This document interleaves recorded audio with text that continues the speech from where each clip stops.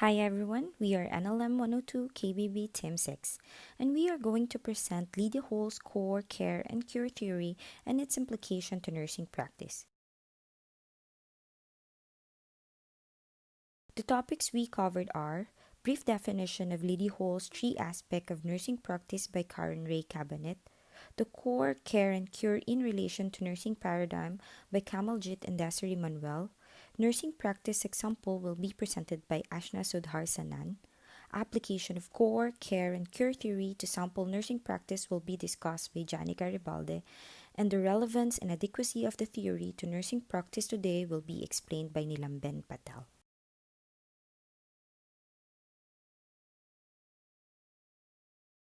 Our presentation objectives are to gain an in-depth understanding of Lydia Hall's core, care, and cure theory, explain and relate Lydia Hall's theory with the four nursing meta paradigm, to prove the implication of core, care, and cure theory to nursing practice today through our practice example. Good day, everyone. I am Karen Rincabanit, and I will be discussing the three aspects of Lydia Hall's theory on how they interrelate with each other.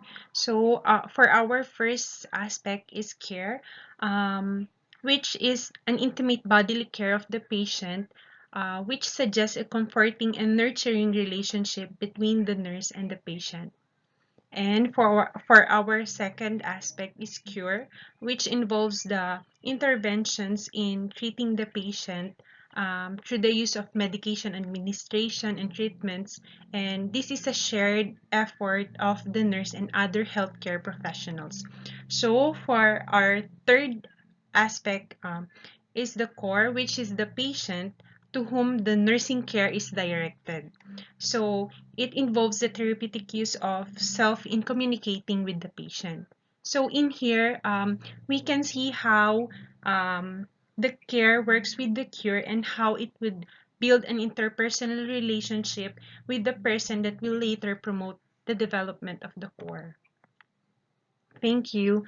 I would like to introduce our next speaker, Ms. Kamajlit, who will be discussing the nursing paradigm. Thank you.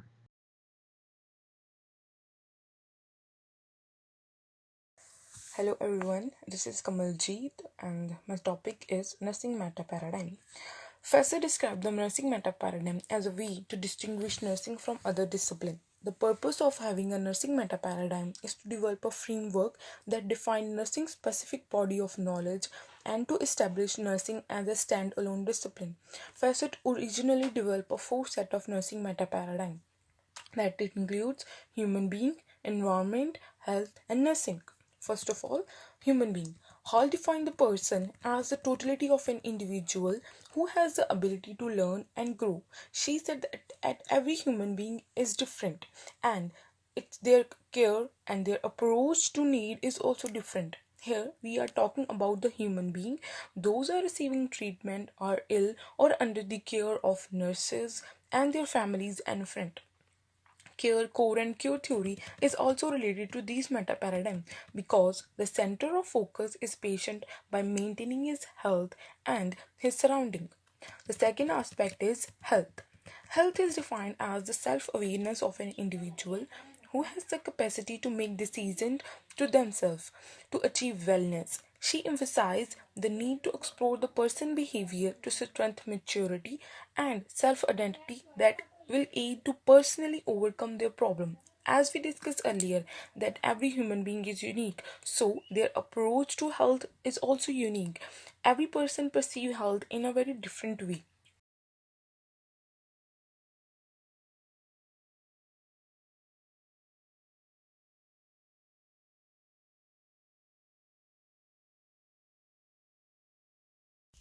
Hello guys, how are you? I hope you're doing well and enjoying the snow weather. I am Desiree Gaviria Manuel and I'm going to present the nursing meta paradigm of environment and nursing. Environment referred to as conducive environment that helps us develop ourselves and achieve self-awareness.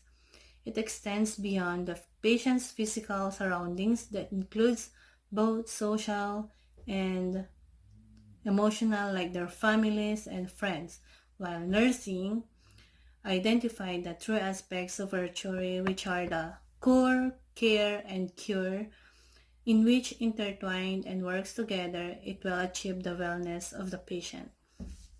Thank you. Hello everyone, my name is Ashna Sudarshanan, and as a part of NLM 102 presentation, I'm going to explain about the nursing practice example which is related to the Lydia Hall theory, care, cure and core. And I hope you all understand the purpose, objectives and concepts of this theory. And this practice example will help you to understand more about this theory and how can you apply that to this theory. So let's get started. It's an imaginary case story. So we can consider a patient. His name is Mr. Yozo. He is a 15-year-old lawyer. So he has history of hypertension and he smokes 2 packets of cigarettes per day, and he usually drinks 2 bottles of beer every night, but he thought that that will help him to fall asleep.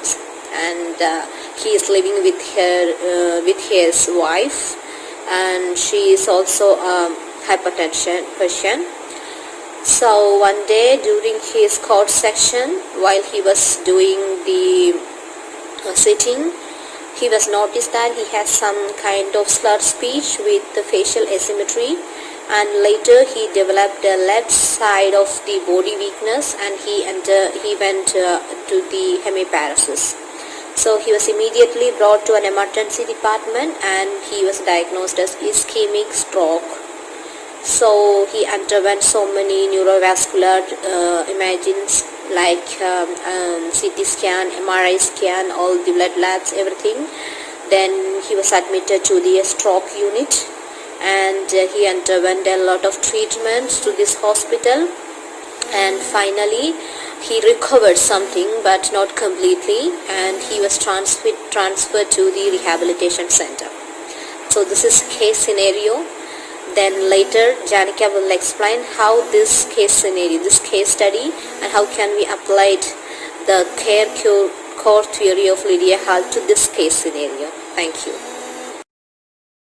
Hi everyone, I'm Janica Ribalde, and I'm going to talk about the application of the theory core, care, and cure with our example nursing practice. Our given case is a 59-year-old male patient, post-stroke, with left-sided hemiparesis and dysarthria. In our case study, we utilized the nursing process in order to show you how the core, care, and cure is being applied through our nursing intervention. So our nursing diagnosis is impaired physical mobility related to left-sided hemiparesis secondary to cerebrovascular accident infarct.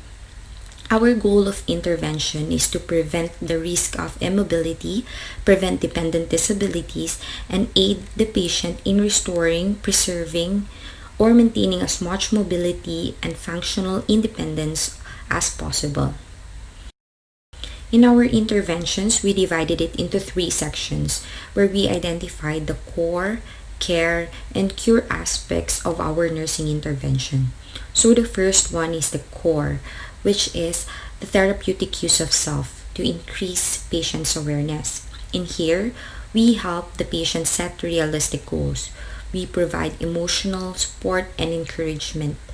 We reinforce structured training using cognitive, perceptual retraining, visual imagery, reality orientation, and cueing procedures to compensate for losses. We also support patient by observing performance and progress, giving positive feedback, and conveying attitude of confidence and hopefulness.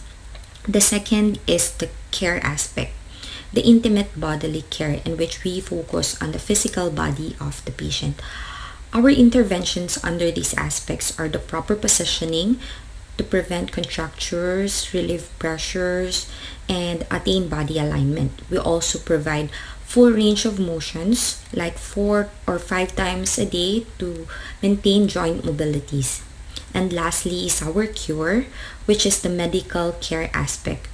This is the shared effort of nurse and other healthcare professionals. Under this aspect is the administration of prescribed medication, collaboration with other professionals like our physiotherapist, who is the primarily responsible for our devising plan of physical intervention to prevent complications such as contractures, and teach patients to regain balance and the use of the affected limbs. Um, Another one is our occupational therapist who works towards to promoting independence in the activities of daily living, including personal care like um, shower or washing and dressing, and promoting participation in society such as through work or driving. And our speech therapist or language therapist who assist in the issues of swallowing and communication. So as we can see in the given practice example, the theory core, care, and cure is addressing the totality of the patient's need in the post-acute cases. The three aspects of in the three aspects are intertwining each other to achieve a total and optimum health for the body. It's it's not it's not just merely addressing the disease, but also the social, the psychological, and the physical aspects as well. As what the World Health Organization stated, health is not only the absence of disease, but instead the sum of physical, mental, and social well being of a person. That would be all. Thank you. The next topic, which is the implication and adequacy of the theory to nursing practice today, will be discussed by Nilamben Patel. Thank you.